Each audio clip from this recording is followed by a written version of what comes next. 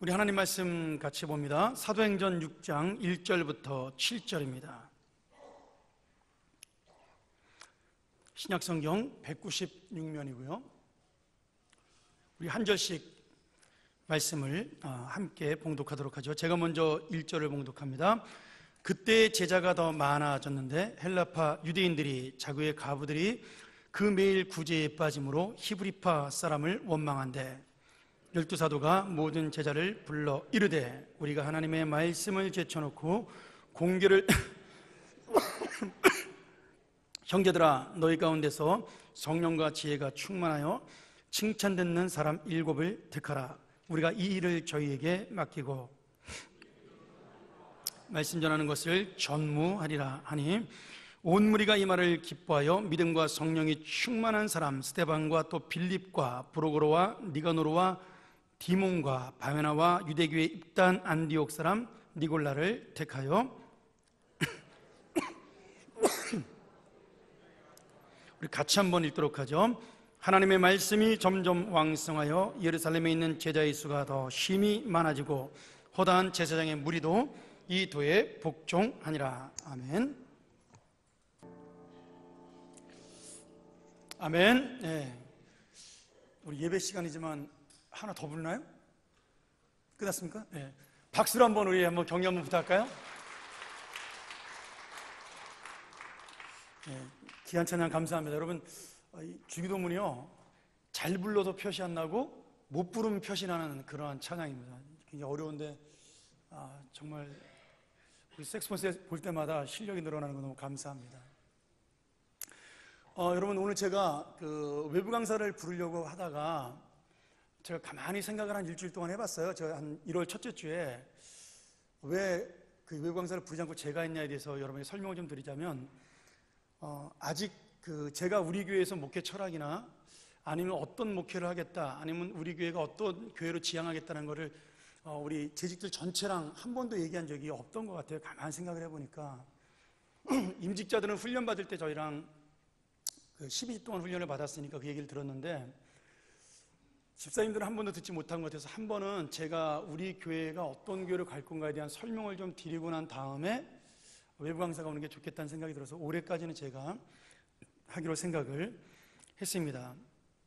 오늘 그 원고는요, 제가 작년에 우리 재직 임직자들에게 했던 강의 내용을 3분의 1로 축약한 겁니다. 그때는 강의를 제가 한 2시간 반 정도 했기 때문에 다 할 수는 없고요. 여기서 그 중에 한 절반 정도만, 그때는 좀 교회 깊은 얘기까지 했습니다만은 여러분들에게는 그 성경에 나타난 그대로 해서 집사가 무엇인지, 그리고 우리가 직분이라는 게 무엇인지에 대한 설명을 간단하게 성경적으로 드리고, 그러면 이 집사들이 교회에서 어떤 일을 하고 교회는 어떤 방향으로 나가야 되는가에 대한 이야기들을 여러분하고 좀 한 40분에서 한 50분 정도 나누려고 합니다. 원래 집사라는 것은 오늘 우리가 읽은 본문이 집사의 시초의 그 본문이죠. 왜 집사라는 직분이 생기게 되었나를 설명하는 것이 오늘 사도행전의 본문입니다. 오늘 또 특별히 우리 에바다부에서 참석해 너무 감사합니다. 우리 교회에서 이제 이런 일이 처음 있는 것 같은데 에바다부가 함께 이렇게 재직을 맡게 돼서 너무 감사하고요. 우리가 흔히 말하는 장로라는 것은 원래 교회 직분이 아니었습니다. 장로는 구약에서 모세가 이제 물론 아브라함 때부터 있었지만 장로라는 정식 명칭은 모세가 출애굽해서 이스라엘 백성들을 통치할 때 왕이 없으니까 그 각 지파에 가장 나이 드시고 존경받는 어른들을 장로로 뽑은 거죠. 그분들이 우리가 흔히 말하는 70장로입니다. 근데 그때부터 그 장로라는 것이 이제 어떤 교회에 존경받는 어른이라는 직함으로 굳어지게 되었습니다. 그러다가 우리 장로교는, 여러분 우리 장로교가 왜 장로교인지는 아셔야 되죠? 그렇죠? 우리 장로교는 칼빈이 그 종교개혁을 일으키고, 원래 칼빈은 프랑스 사람인데 그 종교개혁이 일어난 다음에 스위스에서 제네바죠. 제네바시에서 칼빈을 초청을 했습니다. 그래서 제네바의 종교 교육과 종교 지도자를 맡긴 거죠. 제네바 시와 함께. 그때 칼빈이 시 전체를 그 어거스틴이 말했던 하나님의 나라, 다시 말하면 하나님이 통치하는 나라로 시 전체를 만들고 싶어 했어요. 그래서 칼빈은 이 시 전체를 교회로 만들고 자기가 그 사람들을 함께 다스리기 위해서 세운 제도가 뭐냐면 장로의 제도입니다. 그러니 그 당시 칼빈이 세웠던 장로의 제도는 단순히 신앙만 가지고 있는 것은 아니죠.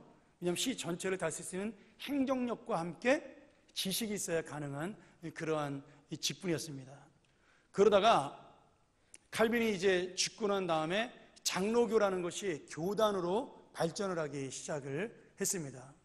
근데 그 칼빈이 제네바에서 했던 정치제도, 다시 말하면 행정제도를 우리 장로교 교단에서 칼빈이 그대로 했던 대로 우리가 따라한 거예요. 그래서 장로교를 세운 사람을 우리가 칼빈이라고 그렇게 이야기를 합니다. 실제로 원래 다른 교단에서는 뭐 감리교든 뭐 침례교든 성결교든 상관이 없어요. 순복음교회든 원래 다른 교단에는 장로라는 제도가 없습니다. 없는 게 정상이에요. 왜냐하면 장로라는 것은 뭐냐면 장로님들의 회의를 통해서 교회에 존경받는 어른들을 통해서 교회의 정책을 결정하는 겁니다. 쉽게 말하면 정부로 보면 장로님들이 뭐냐면 국회의원이에요. 그래서 그분들이 교회의 법을 만들고 법을 제정해서 집행을 하게 되는 거죠. 그런데 처음에는 그렇게 했다가 사회가 민주화가 되면서 장로님들에게만 맡기면 너무 소수에게 맡기니까 그것을 여러 다수랑 공유하자로 생긴 게 재직회입니다. 그리고 공동회인 거죠. 그런데 이것도 이 재직회라는 것도 우리나라에만 있는 제도입니다. 그러니까 다른 나라에서는 재직회라는 것이 없어요. 왜냐하면 제가 나중에 설명드리겠지만 집사라는 직분이 특별히 1년직 서리집사라는 직분은 전 세계에 우리나라밖에 없습니다. 그러니 재직회라는 것이 필요 없는 거죠. 실제로는 교회는 미국 같은 경우나 영국 같은 경우, 유럽 같은 경우는 장로가 있고 안수집사가 있습니다. 그리고는 모두 다 똑같은 평신도예요. 일반 성도, 평신도란 말도 틀리죠. 일반 성도입니다. 그러니 재직이라는 단어가 사실은 필요가 없는 거죠. 그런데 우리나라로 넘어오면서 그것이 이제 약간 변형이 된 겁니다. 아까 얘기했던 거에 계속을 이야기하다 보면 장로라는 것은 원래 우리 장로교에만 있어서 장로들이 정책을 결정하고 집행하는 기관이었지만 그런 것들이 민족인 그 모습을 바라보면서 많은 교단들이 그것을 따라하기 시작을 했어요. 그래서 다른 교단도 장로를 뽑기 시작을 했고 장로 정치를 따라서 하기 시작을 했습니다. 그래서 우리 장로교에서 말하는 장로 정치랑 다른 교단에서 말하는 장로 정치랑은 약간 차이가 있습니다. 자, 예를 들어 한번 설명을 해볼까요? 우리 장로교는 당회라는 장로 조직이 있습니다. 목사님도 장로예요. 정식 명칭은. 근데 저는 가르치는 일을 하기 때문에 장로면서 담임 목사입니다. 그러나 실제적인 정확한 법적 명칭은 저는 장로의 그 직분을 가지고 있는 거예요. 그리고 장로님들이 모여서 어떤 장로님은 가르치는 장로, 다시 말하면 목사라는 직무를 준 것이고 나머지 장로님들은 행정을 맡게 된 겁니다. 이해가 되시죠? 이렇게 처음에 시작이 된 겁니다. 그런데 이것을 다른 교단에서 좀 이렇게 배워서 가기 시작을 했는데, 예를 들어 침례교 같은 경우는 아예 장로 제도가 없습니다. 침례교는 집사만 있어요. 왜냐하면 장로 제도라는 것은 구약의 제도라고 생각을 하는 거죠. 실제로 왜냐하면 그 신약에는 장로라는 단어가 나오지 않아요. 감독이라는 단어가 나오죠. 그래서 칼빈이 만든 거기 때문에 자기들은 따라가지 않는다 그래서 집사 제도만 있고, 거기는 집사도 일반 집사는 없고 안수 집사 제도만 있습니다.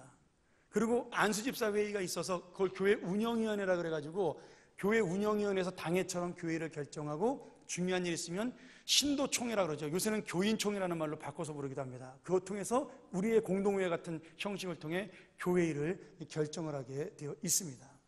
그리고 감리교 같은 경우는 장로를 뽑습니다. 그러나 감리교의 장로는 우리처럼 교회의 정책을 결정하는 직분이 아니라 교회의 명예직입니다.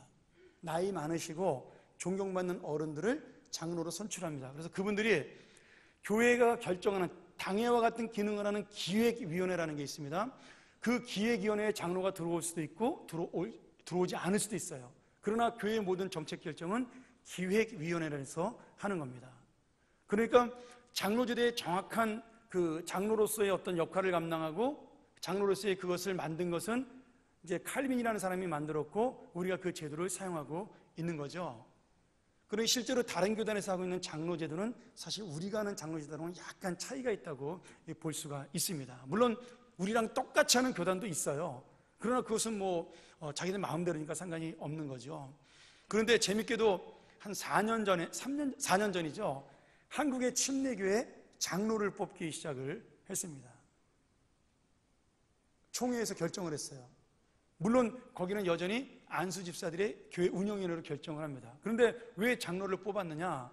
그 이유는 집사보다 장로가 높아 보여서 나는 평생 동안 안수 집사를 해도 장로 소리를 못 들으니까 그게 아쉽다. 이제 그런 얘기들이 올라와서 장로를 뽑게 되었습니다. 물론 겉으로야 포장을 잘했지만 속내막은 그런 거예요. 그러니까 우리나라가 지금 장로 제도를 잘못 알고 있는 거죠. 여러분, 장로라는 것은 어떤 직분에 있어서 계급이 아니라 교회의 대표자의 역할을 하는 겁니다. 그래서 그분들이 교회를 결정하긴 하지만 교인들의 허락을 받고 결정을 하는 거예요. 이제는 법이 바뀌었어요. 예전에는 교인 25명당 25명당 장로 한 명을 선출할 수가 있었습니다.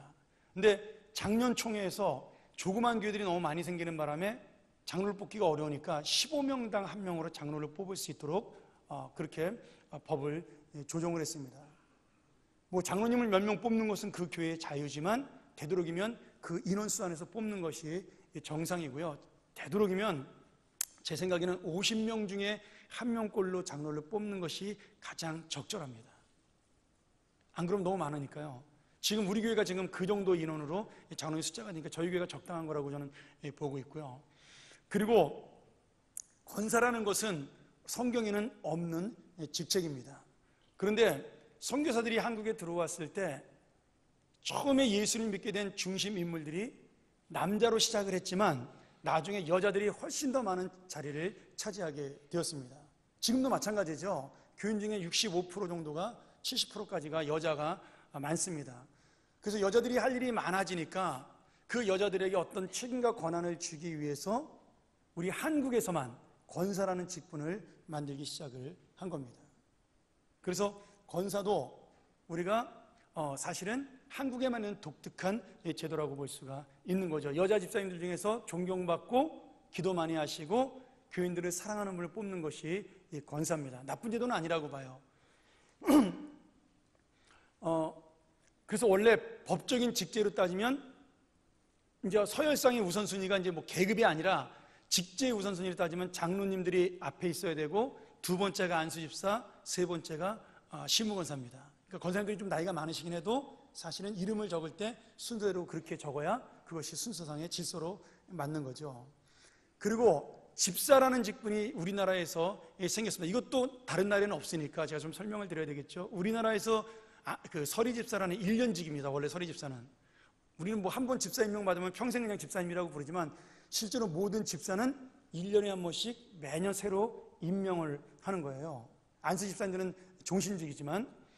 그래서 이 서리집사도 다른 나라에는 없고 한국에만 있는 이유가 우리나라는 유교 사회잖아요.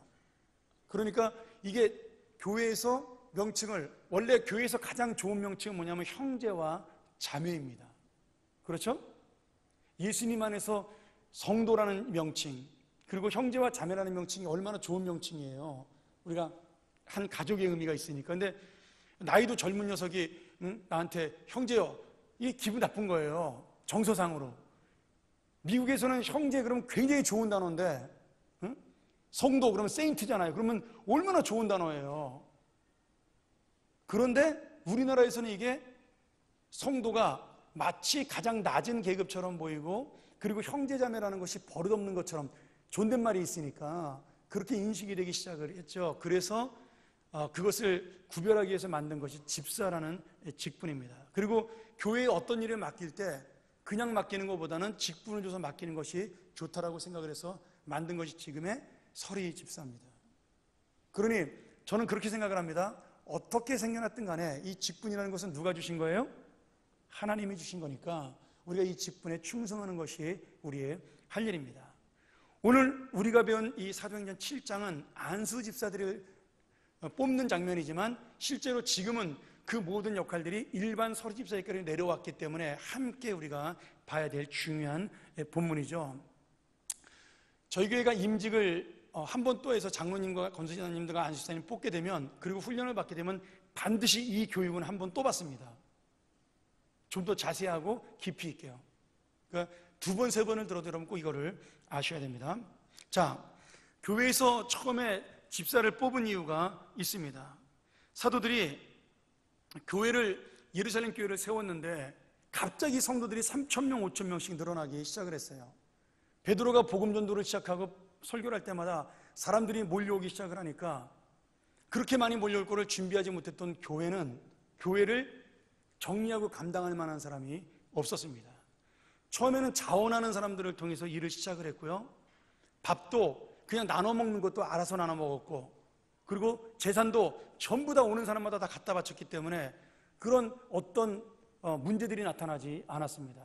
그리고 모든 그 교회의 물질과 재산이나 아니면은 그런 관리들, 말씀 가르치는 것을 12사도만이 감당을 했어요. 그런데 문제가 생겨나기 시작을 한 거예요. 교회가 점점 커지니까 일이 전문화되지 못해서 이 교회에 어떤 사람들이 들어오기 시작을 했냐면, 처음부터 예루살렘 쪽에 살았던 원래 이스라엘 사람들이 들어오기 시작을 했습니다. 그거를 히브리파 유대인이라고 부릅니다. 히브리에서, 이스라엘에서 자란, 어릴 때부터 그런 사람들이에요. 근데 복음 전도가 시작이 되면서 교회에 어떤 사람들이 들어오기 시작을 했냐면, 헬라 문화에서 공부하고 자란 이스라엘 사람이지만 헬라 문화를 가지고 있는 사람들이 들어오기 시작을 했어요. 그러니까 교회에 들어왔는데 이 사람들이 섞이기 시작을 하는데 잘 쉽게 섞이지를 않는 겁니다. 왜? 살아온 환경이 다르니까. 근데 문제가 어디서 터졌냐면 돈 문제로 이야기가 시작이 됐어요. 자, 12사도가 돈을 맡고 있었는데 그 돈의 책임자가 누구냐면 베드로하고 요한하고 야고보였어요. 야고보는 순교를 당했기 때문에 아무래도 베드로가 이제 그 모든 것들을 담당을 하고 있었겠죠. 그런데 베드로는 출신이 어디 사람이에요? 히브리 사람입니다. 어릴 때부터 갈릴리에서 잔뼈가 굵은 히브리파 유대인이에요. 그러니까 이 돈을 가지고 가난한 사람을 구제를 해야 되는데 팔이 안으로 굽는다고 자기가 친한 사람부터 먼저 구제가 시작이 된 겁니다. 과부와 가난한 고아를 돕기 시작을 하는데 먼저 눈에 띄었던 사람들이 자기가 알던 사람들이었어요. 그 사람들을 돕기 시작을 한 거죠.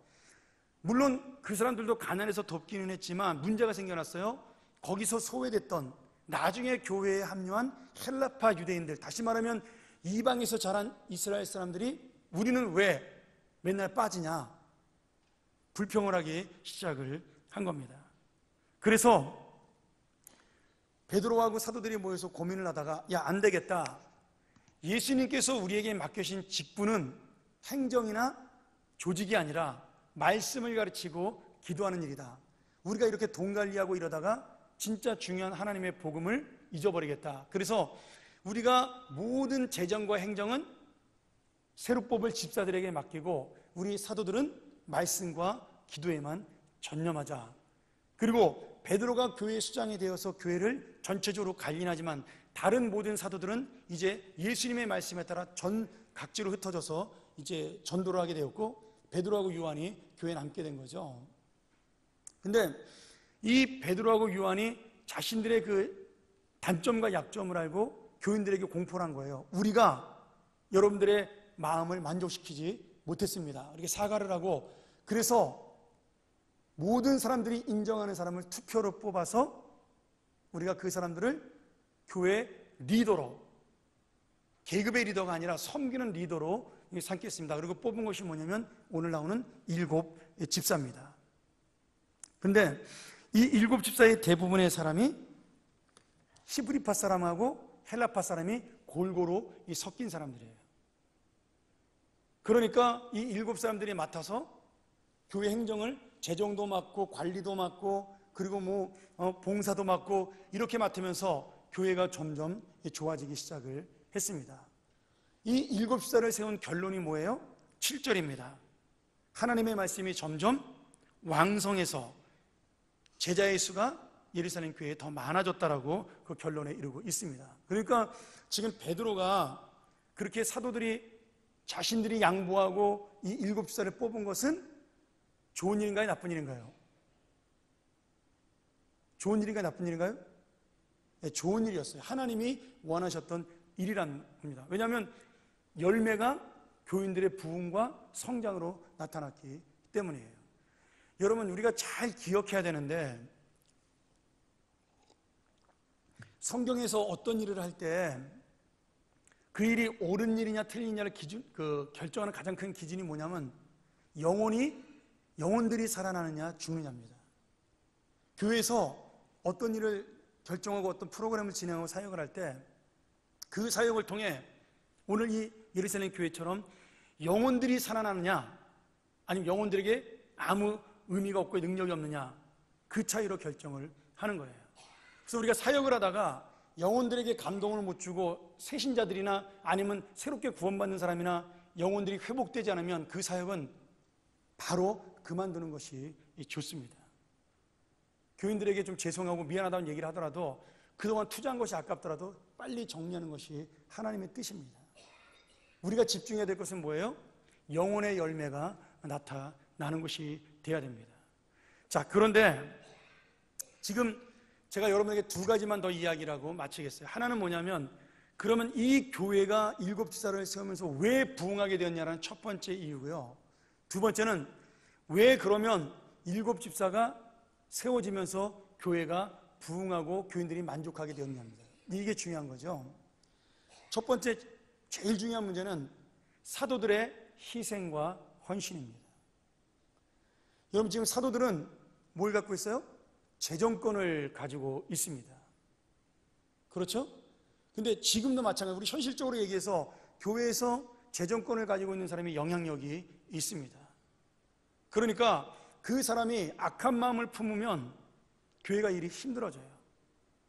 자, 실제로 제가 알고 있는 많은 교회 중에서 재정을 맡은 장로님들이 교회 돈을 가지고 도망간 사람들이 꽤 있습니다.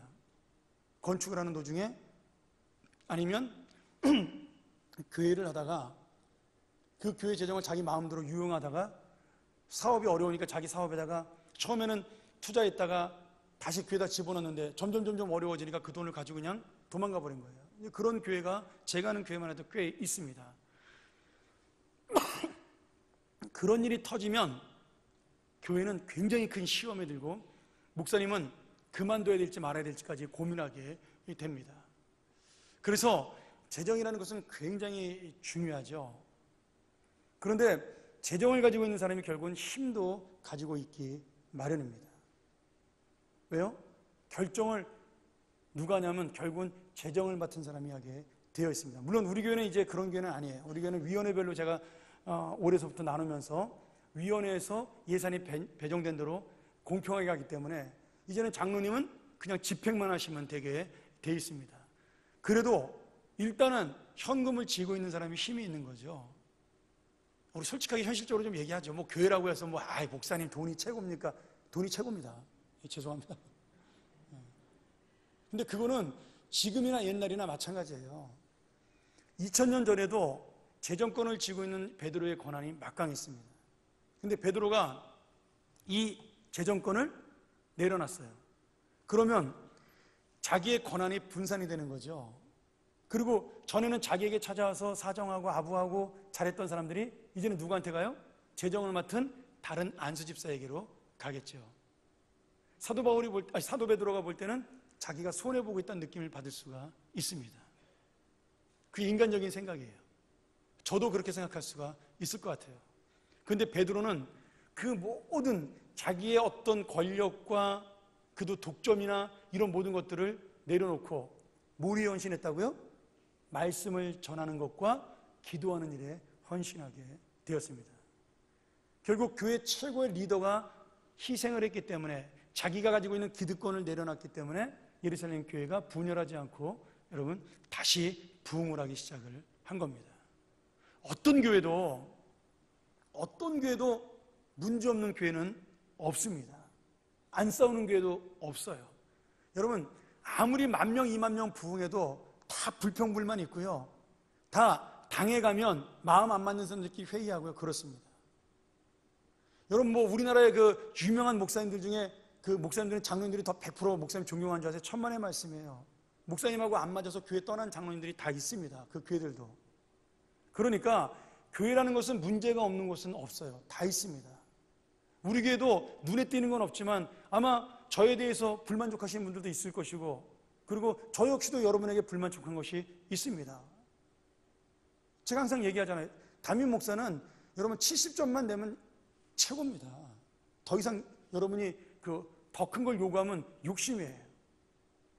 세상에 어떤 목사도 70점 이상 되는 목사는 거의 없어요. 인격이 좋으면 설교를 못하든지, 설교를 잘하면 성격이 못됐든지, 아니면 활동성이 있으면 실수를 많이 하든지, 아니면 활동성이 없고 말이 없으면 재미가 없든지, 세상에 완전한 목사는 없습니다. 그러니까 여러분도 우리 목사님 70점 정도 되면 최고다라고 생각을 하셔야 돼요.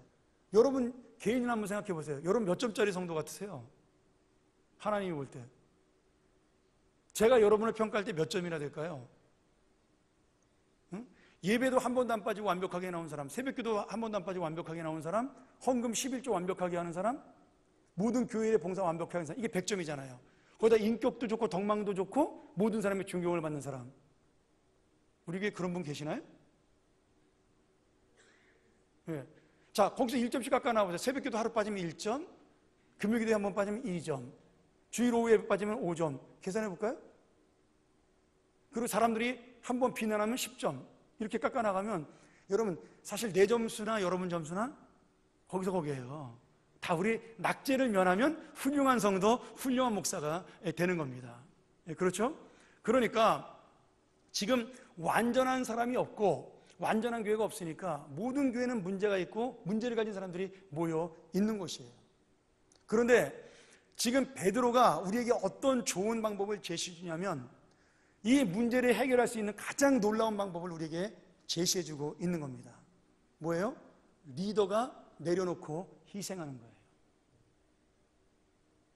지금 인생의 문제가 무엇으로 해결됐죠? 우리 인생의 문제가, 죄의 문제가 예수님의 십자가 희생으로 해결됐습니다. 당연합니다. 모든 교회의 문제, 아니 어쩌면 이 세상의 모든 문제도 먼저 희생할 때 해결할 수가 있습니다.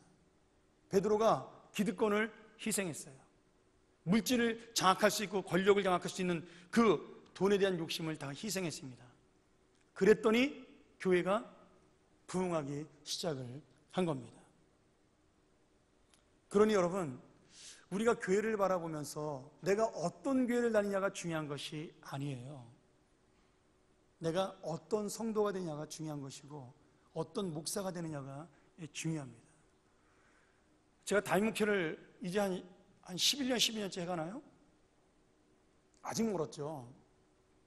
근데 부목사와 담임 목사의 차이가 뭐냐면 부목사는 열심히 일하면 됩니다. 목사님이 시키는 대로. 그리고 부목사는 책임을 지지 않습니다. 저는 평생 동안 부목사하고 싶었어요. 그래서 책임지는 게 싫어서요. 담임 목사는 말에 대한 책임을 져야 되고 행동에 대한 책임을 져야 되고 교회의 결정에 대한 책임을 져야 됩니다.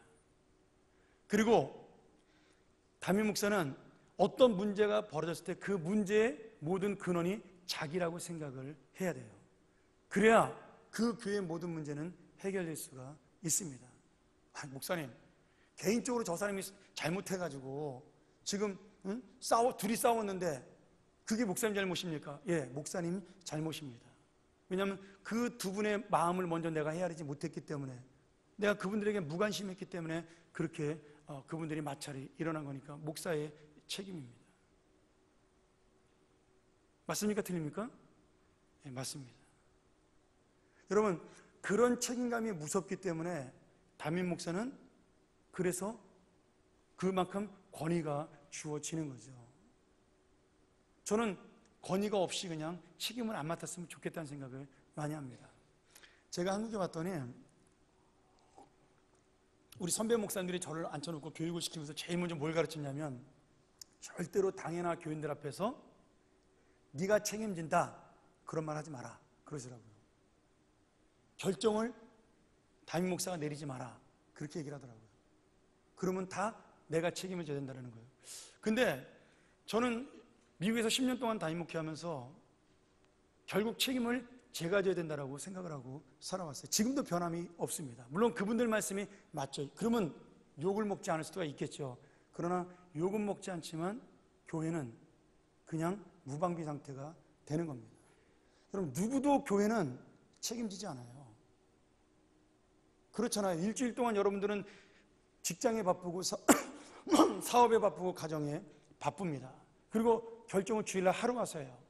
근데 저는 교회 와서 내내 삽니다. 새벽부터 저녁까지 교회만 있다가 교회 모든 일을 고민하고 삽니다. 그러니까 교회에 대해 가장 잘 알고 있는 사람도 저고, 교회에 대해서 가장 고민하는 사람도 저고, 그러니 교회에 대해서 가장 책임을 져야 할 사람도 제가 되는 거죠. 여러분, 책임에는 뭐가 따라요? 희생이 잇따르는 겁니다. 저는 미국에 있을 때 교회 헌금이 줄어들어서, 제가 처음에 교회 갔을 때 그랬어요. 교회 헌금이 적어서 건물이 엄청나게 크니까 건물 유지비로 돈이 들어가기 시작을 했습니다. 그럼 여러분, 돈을 어디서부터 줄여야 될까요? 그때 우리 교육자가 6명이 있었어요. 교육자를 줄이면 되나요? 아닙니다. 그때 제가 제 사례비를 안 받았어요. 제가 그렇게 1년을 살았습니다. 그리고 신용카드로 돌려막기로 1년을 살았어요. 그리고 지금도 그 빚을 갚고 있어요. 저는 미국에다가 지금도 그 빚을 갖고 있어요. 뭐 목사가 돈을 떼먹을 수는 없으니까. 근데 여러분, 그렇게 희생을 했더니, 사실 희생이 아니죠. 당연한 거죠. 결국 뭐 교회가 부흥되는 것도 목사가 잘해야 교회가 부흥되고 하나님의 은혜가 있어야 되지만, 그러니 헌금이 안 나오는 것도 제 잘못인 거죠. 책임을 지는 거죠. 그렇게 1년을 하고 났더니 교인들이 제 진심을 알아주더라고요. 여러분, 결국 누가 희생하느냐가 이 교회를 살릴 수가 있습니다. 다행히 우리 교회는 저 말고도 희생하는 분들이 굉장히 많습니다. 너무 감사하죠. 근데 많은 사람들이 그렇게 이야기를 해요. 참 저분이 희생적이고 너무 헌신적이야. 칭찬합니다. 그러니까 나는 칭찬했으니까, 저 사람은 칭찬을 받았으니까 희생하고 헌신하고 나는 안 해도 돼. 그것은 죄입니다. 여러분, 그분의 희생과 헌신을 칭찬하면 우리도 함께 그 일에 협력을 해야 되는 겁니다. 담임 목사가 열을 희생하면 여러분은 담임 목사의 열의 희생이 너무 불쌍하잖아요. 그러니까 하나씩 여러분이 나눠 가지면, 우리가 한 가지씩 희생만 하면 함께 행복할 수가 있는 겁니다. 그게 교회라는 거예요. 베드로가 자기가 희생해서 기득권을 내려놓으니까 교인들이, 저 사람 이제 뭐 돈도 뭐 안 타도 되고 저 사람한테 힘도 없어, 그랬나요? 아니에요. 그 희생한 걸 보고 많은 교인들이 베드로를 더 존경하게 되었고, 실제로 베드로의 결정이 교회의 결정이 될 정도가 되었죠. 나중에 예루살렘 교회에 무슨 문제가 생겼냐면, 뭐 짐승의 피를 먹으면 안 된다, 뭐 할례 받아야 된다, 막 이런 여러 가지 문제로 사도행전 10장에 가면 막 교인들끼리 갈등이 일어나고 싸움이 시작됩니다. 그거를 여러분 한 번에 하나님의 말씀으로 평정한 사람이 누구예요? 베드로입니다. 베드로가 이방인에게 복음을 전하는 것은 하나님의 뜻이고, 우리가 짐승의 피를 먹는 것은 성경적으로 문제가 없다, 뭐 이런 식으로 쫙 설명을 했기 때문에 모든 문제가 저절로 해결이 됐습니다. 결국 베드로의 결정이라는 것은 베드로가 성경을 잘 알고 하나님의 뜻을 잘 알아서 권위가 생기고 결정한 것이 아니라, 그동안 살아왔던 희생과 리더십이 결국은 사람들에게 신뢰를 얻었기 때문에 베드로가 결정함으로 그 일이 교회의 결정이 된 것입니다. 하나님은 그런 사람을 통해서 교회의 일을 결정을 하시는 거죠. 여러분, 모세가 가장 위대한 이스라엘의 지도자로 꼽히고 있습니다. 근데 모세가 완전한 사람인가요? 아니에요. 실수를 많이 했던 사람입니다. 그래서 모세의 장인이었던 이드로가 모세를 보고, 야, 너같이 허술하고 실수 많은 사람이 혼자 일하다가 너 과로로 죽는다. 그래서 뽑은 게 뭐예요? 그게 70장로예요. 근데 70장로를 뽑으니까 이 장로들이, 그래 나도 장로고 너도 장로고 간판 붙자 이랬나요? 아니에요. 모세를 훨씬 더 존경하게 되었습니다. 여러분, 권위라는 것은 내가 사람을 억압하고 누르고 무섭게 해서 생기는 것은 권위가 아닙니다. 그거는 독재지요. 그거는 폭력입니다. 우리 한국교회는 그러한 폭력으로 많이 살아왔어요. 예수님은 단 한 번도 그런 폭력으로 사람들을 다스린 적이 없습니다. 예수님은 사람들을 무엇으로 굴복시켰어요? 죽음으로, 희생으로 굴복시켰습니다. 제자들의 발을 씻기는 헌신과 낮아짐으로 그들을 굴복시켰어요. 여러분, 결국 이기는 것은 전쟁이 아닙니다. 이기는 것은 희생이에요. 내가 말로 싸워서 이기면 그때는 이기는 것처럼 보이지만 다음번에 그 말로 내가 또 패배를 맛볼 수가 있습니다. 그러니 교회에서 가장 중요한 것은, 가장 중요한 권위는 무엇이냐면 희생하는 권위입니다. 담임 목사가 제일 먼저 출근하고 제일 늦게 퇴근해. 여러분, 그거는 칭찬받을 일이 아니라 너무나 당연한 겁니다.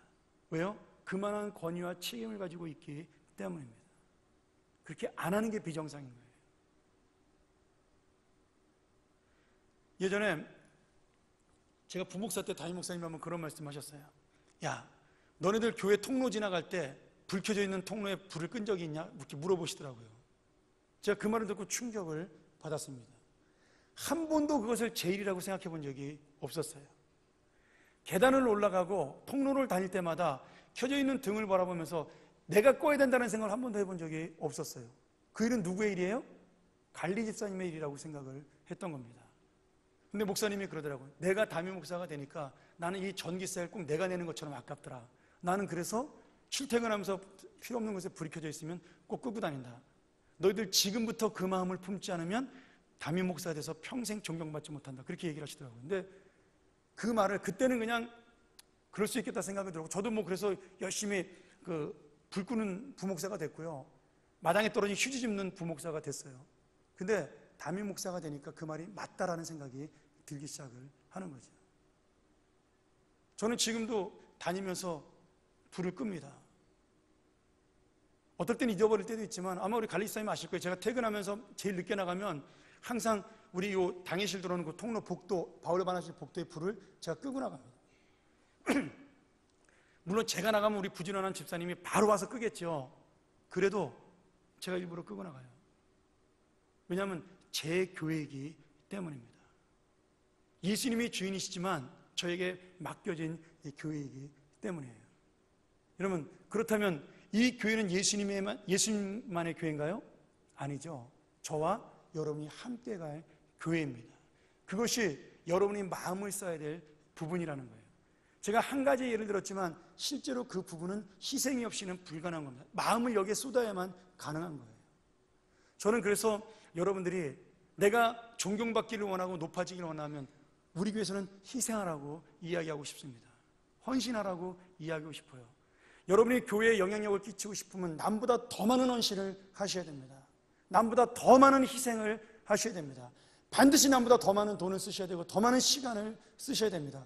그래야 여러분의 말과 여러분의 모든 결정들이 교회에 영향을 미치고 사람들이 그 말에 귀를 기울이게 됩니다. 우리가 이 말을 놓치지 않았으면 좋겠어요.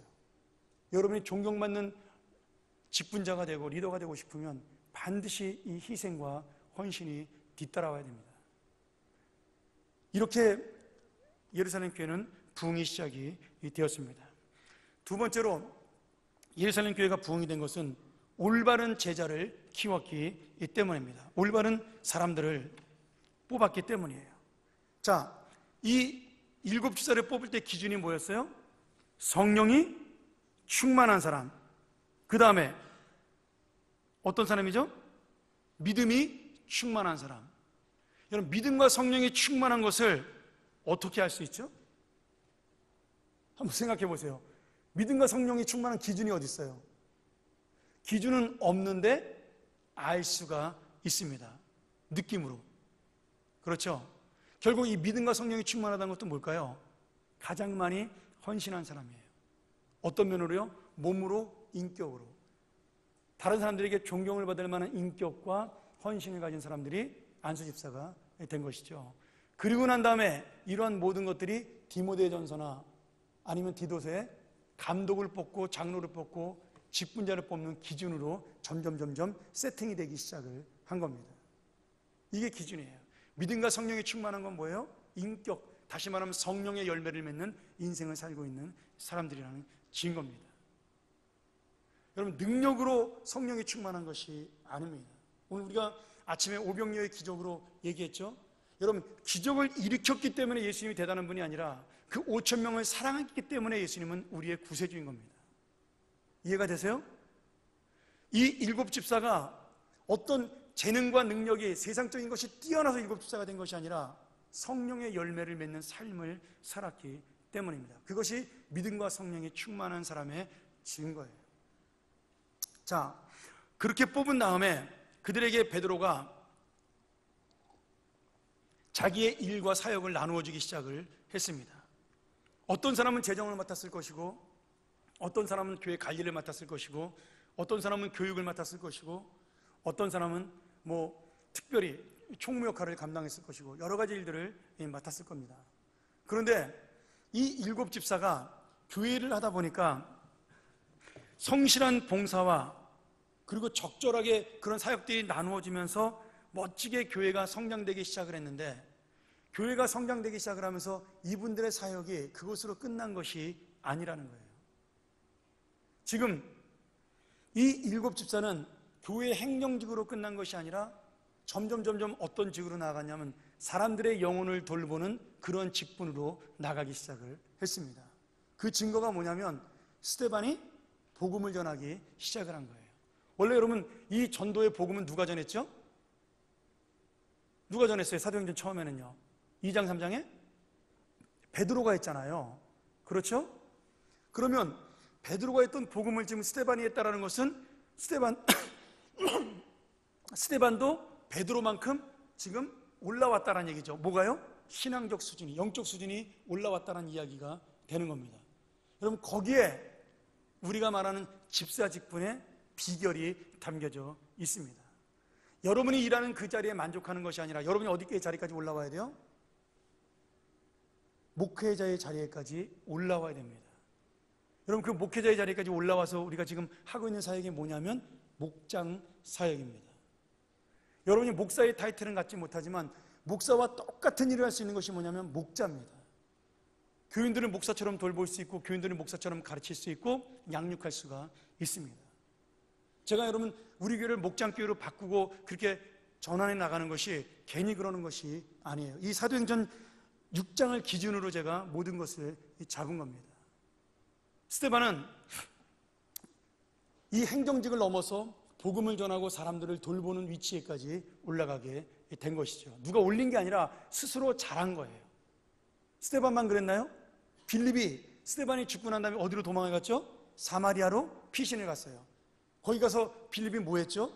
복음을 사마리아 사람들에게 전하는 자가 되었습니다. 베드로가 했던 일을 이 빌립도 하게 된 거죠. 그러니까 성경에는 스데반과 빌립의 이야기만 나오지만 모든 그 일곱 지사들은 결국 행정직에서 영적으로 성장해서 어디까지 갔어요? 복음을 전도하는 전도자의 역할로, 영혼을 돌보는 목회자의 역할까지도 감당을 하게 된 것입니다. 그러니까 내가 맡은 직분이 단순히 여러분 행정을 위한 것이고 교회 청소를 위한 것이 그런 것이 아니라는 거예요. 모든 직분 속에는 뭐가 있어요? 영혼을 살리고 영혼을 돌보는 직분이 함께 담겨져 있는 겁니다. 집사라는 뜻이 헬라어로 오이코스라는 말입니다. 그걸 우리나라 말로 정확하게 번역을 하면 청직이라는 뜻이 됩니다. 그 집사가 여러분 옛날에 그 집 지키던, 집을 관리하던 사람을 집사라 그러는 거죠. 바로 그 집사가 우리가 말하는 집사님입니다. 영어로는 스튜어드라 그러죠. 청직이. 내가 주인은 아니지만 주인의 것을 대신 맡아서 주인처럼 모든 것을 관리하는 거예요. 그런 부분으로는 목사도 청직이고 여러분도 청직이죠. 그런데 하나님은 우리에게 어떤 청지기가 되기를 원하시냐면 주인의 마음을 가지고 함께 일하는 청지기가 되기를 원하십니다. 여러분, 그렇게 성공한 청지기가 누가 있죠? 성경에? 누가 있죠? 요셉이 있잖아요. 요셉. 예. 요셉이 보디발이 요셉을 신뢰함으로 자기의 모든 곳간 열쇠를 요셉에게 맡겼다라고 되어 있잖아요. 그게 요셉이 맡은 청지기의 역할입니다. 그 요셉이 하는 일이 바로 우리가 교회에서 하는 일이에요. 여러분, 우리가 이 교회를 바라보면서 나야 뭐 평집사가 뭐라나, 그거는 집사의 자세가 아닙니다. 제가 예전에는 집사 임명을 할 때 서약서를 받았습니다. 미국에서는 그렇게 했어요. 왜냐하면 미국 사람들은요, 사인하는 걸 되게 무서워하거든요. 미국에서 오래 살면 사인하면 그걸 반드시 지켜야 된다고 생각을 합니다. 그게 왜냐하면 자기가 책임진다고 하는 거니까. 그래서 거기다가 1번, 나는 이제 집사가 되기 위한 조건이죠. 주일 성수를 합니다.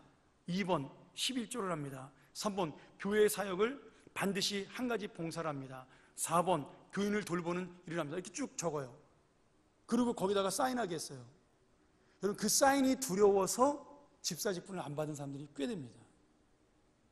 그걸 못 지킬까봐 무서워서. 근데 한국은 사인 문화가 없으니까 그거 해봐야 내가 볼 때는 뭐 몇 분이나 그거에 대해서 감동을 받으시겠어요. 정말 중요한 거는 내가 그 집사가 무엇인지를 알고 이것을 감당하느냐예요. 제가 내년에도 세미나 하겠지만 다른 목사님을 부르든 제가 다시 하든 저는 이 비슷한 얘기를 다른 본문을 가지고 또 할 겁니다. 결국 이거밖에는 우리가 집사의 직무로 감당할 게 없어요. 여러분, 가장 나쁜 목사가 뭔지 아세요? 요새 그 신문에 설교를 남의 거를 카피해서 복사해서 하는 목사님들이 문제가 되고 있습니다. 저도 뜨끔뜨끔해요. 왜냐하면 여러분도 알지만 제가 설교하는 내용 중에 많은 부분들이 책에서 베껴오는 거잖아요. 그렇죠? 내 얘기로 바꿨을 뿐이지 결국은 저도 책을 보고 베껴오는 얘기니까 그 얘기를 하면 저도 가슴이 뜨끔합니다. 물론 남의 설교를 그대로 베끼지는 않지만 어쨌든 간에 세상에 창조라는 게 있을까, 그 얘기 볼 때마다 고민할 때가 많아요. 근데 저는 그런 생각을 합니다. 베끼는 목사보다 더 나쁜 목사가 있어요. 물론 설교 베끼면 절대 안 되죠. 근데 남의 설교를 베끼는 목사보다 더 나쁜 목사는 뭐냐면 남의 걸 교만해서 남의 걸 베끼지도 않아. 그러면서 헛소리 하는 겁니다. 하나님 말씀이 아니라 자기 이야기를 하고 그 말씀을 이용해서 자기의 욕심을 채우고 자기가 원하는 이야기를 하는 거예요. 여러분, 최소한 남의 거를 베껴서 설교하면요, 헛소리는 안 합니다. 그래서 좋은 설교를 베끼니까 좋은 말씀은 전해요. 그런데 교만한 사람은요, 남의 걸 베끼지도 않아요.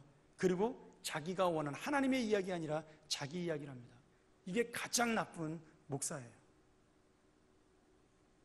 저는 그래서 우리 후배들한테 그래요. 야, 강단에 서서 헛소리하는 것보다 나는 베껴 사는 게 낫다고 생각한다.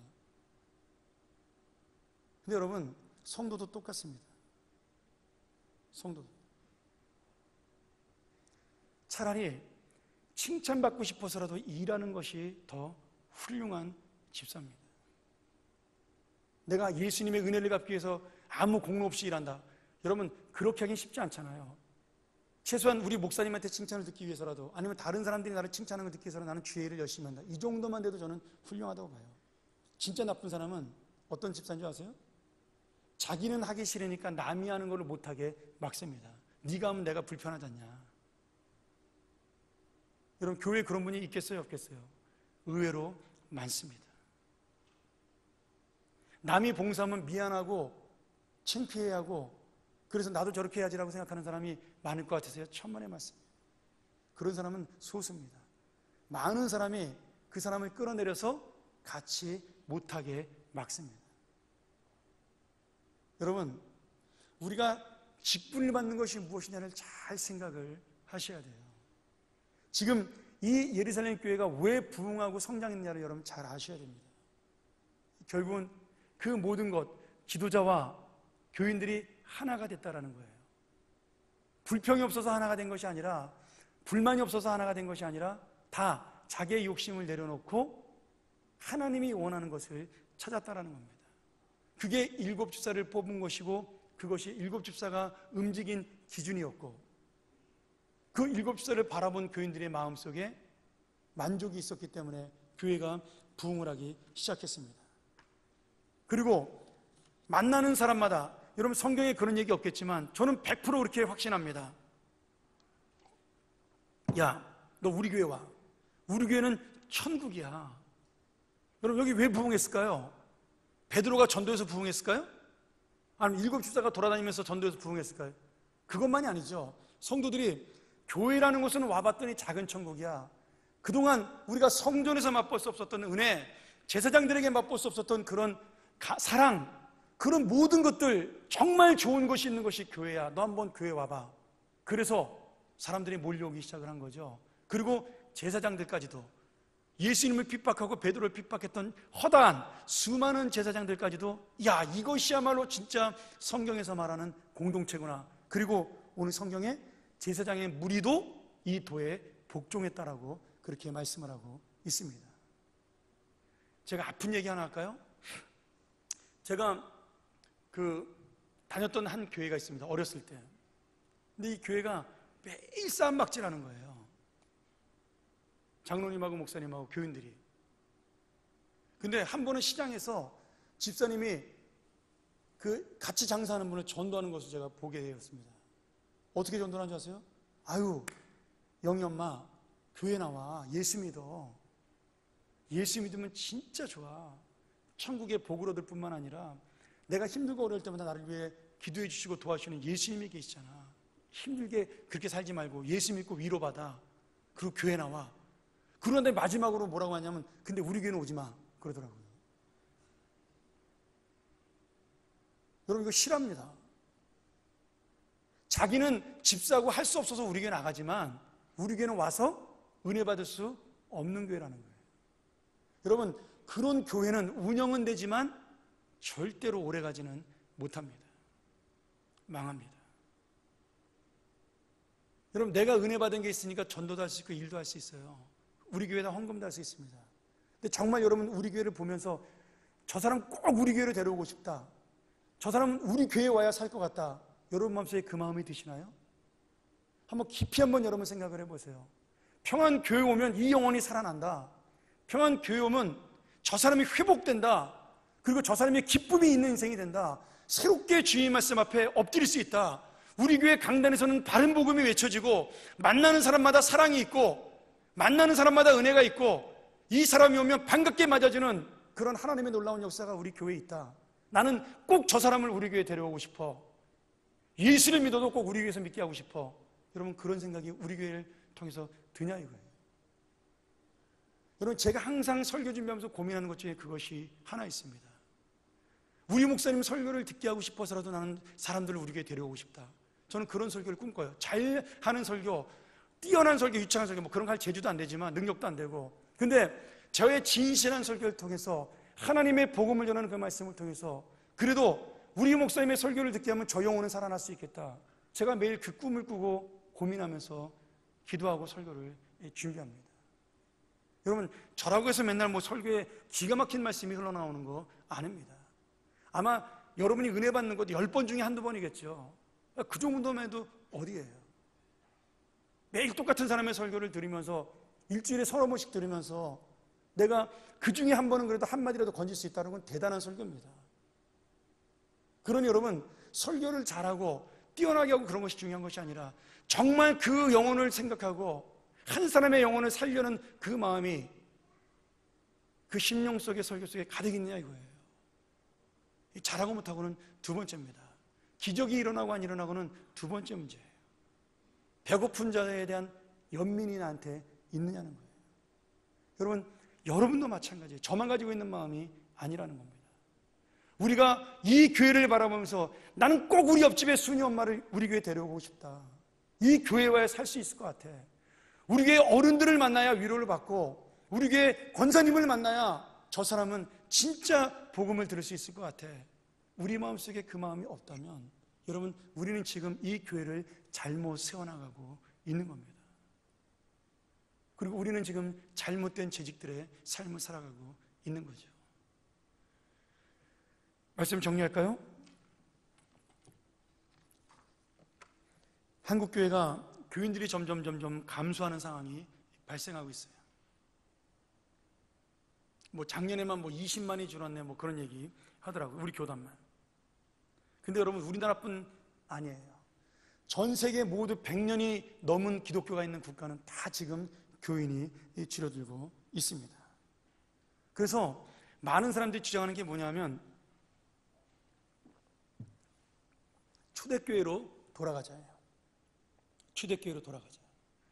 여러분, 우리가 작년에 그렇게 열심히 장로님들과 제가 공부했던 그 미셔널 처치, 선교적 교회 사실은 의미는 초대교회로 돌아가자입니다.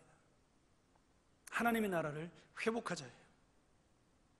어려운 단어를 열심히 써가지고 그 책 많이 읽었지만 딱 한 문장으로 줄이면 하나님 나라를 우리 인생에서 회복하자예요. 초대교회로 돌아가자는 운동이 뭘까요? 초대교회처럼 뜨겁게 기도하는 건가요? 성령이 충만해가지고 방언하는 게 초대교회로 돌아오는 건가요? 아닙니다. 성령이 역사하는 교회를 만드는 것이 초대교회로 돌아가는 겁니다. 성령이 움직이는 교회를 만드는 것이 초대교회로 돌아가는 거예요. 이상하잖아요. 아직도 교회가 다 부흥하지 않는다 그러는데 어떤 교회는 지금도 부흥하고 있습니다. 어떤 나라는 지금도 기독교가 성장하고 있어요. 여러분, 결국 초대교회로 돌아간다는 것은 성령의 뜻을 이루는 거예요. 성령의 뜻은 무엇입니까? 바른 복음을 전하고 베드로처럼, 그리고 사도 바울처럼 영혼을 구원하는, 생명을 구원하는 그런 하나님의 생명력 있는 교회로 돌아가는 겁니다. 사도행전 전체를 우리가 성령의 역사, 복음의 역사, 교회의 역사 뭐 여러 가지로 표현할 수가 있습니다. 그러나 앞에도 베드로를 통한 영혼 구원의 역사고 바울을 통해서도 결국 교회를 많이 세우지만 그 교회를 세우는 목적 자체가 영혼을 구원하는 역사입니다. 그러나 여러분, 초대교회로 돌아간다는 것은 결국 뭐예요? 이 교회에서 영혼이 살아나야 된다는 겁니다. 처음 온 사람들이 하나님 나라를 회복하고 이 안에서 역사가 그 영혼 속에서 일어나야 된다는 거예요. 새로운 삶과 가치관을 만들어야 된다는 겁니다. 제가 그래서 우리 교회 그 7대 표 중에서, 비전 중에서 첫 번째를 성경적 삶의 가치관을 세우는 공동체로 삼은 겁니다. 그 인생을 예수 그리스도의 인생으로 바꾸는 게 바로 초대교회로 돌아가는 거예요. 초대교회 가니까 뭐 재산을 다 바쳤더라. 여러분, 그런 게 초대교회 운동이 아닙니다. 그 재산을 다 바치도록 만드는 성령 앞에 굴복하고 머리를 숙이는 것, 그것이 바로 초대교회입니다. 한 사람의 영혼을 붙들고 그 사람을 구원하기 위해서 애타하는 것, 그것이 바로 초대교회입니다. 저는 여러분, 마지막으로 우리 교회가 그런 교회가 됐으면 좋겠어요. 우리 교회로 와. 우리 교회는 진짜 좋은 교회야. 우리 교회는 정말 하나님이 원하시는 교회야. 여러분의 입에서 자신 있게 나오는 교회가 되기를 소원합니다. 우리 목사님은 정말 하나님이 원하시는 목사님이야. 그런 자랑이 나오고요. 우리 교회 집사님, 장로님, 권사님은 진짜 하나님이 일꾼이야. 하나님이 사랑하는 사람들이야 라고 고백되는 그런 교회가 되는 것이 바로 초대교회가 되는 겁니다. 오늘 여러분, 문제없는 교회를 만드는 것이 우리의 목적이 아니라 문제가 일어나도 그것이 문제가 되지 않는 누군가의 희생으로 그 모든 문제가 사라지는 교회, 그것이 진정한 하나님의 교회입니다. 우리 모두 그런 교회를 만들기를 주의 이름으로 간절히 축원합니다. 네. 우리 한번 이 말씀 기억하면서 기도했으면 좋겠습니다. 나는 어떤 사역을 통하여, 어떤 마음을 통하여 하나님의 나라를 회복할까요? 나는 이 교회를 향하여, 영혼을 향하여 어떤 마음을 가지고 살아가나요? 나 먹고 살기도 바쁘고 힘든데 뭐 남까지 내가 신경 써야 되냐? 여러분, 얘기했잖아요. 십자가에 죽어가면서도 예수님은 그 영혼을 위해서 기도했습니다. 그리고 그 사명, 나머지 사명이 우리에게로 넘겨져 있는 겁니다. 다 바빠요. 다 먹고 살기 힘듭니다. 다 지치고 피곤합니다. 그래도 해야 됩니다. 오늘 우리가 그런 교회가 되고 그런 직분자가 되게 해달라고 이 시간 함께 기도했으면 좋겠습니다. 우리가 한번 통성으로 주 앞에 기도합니다.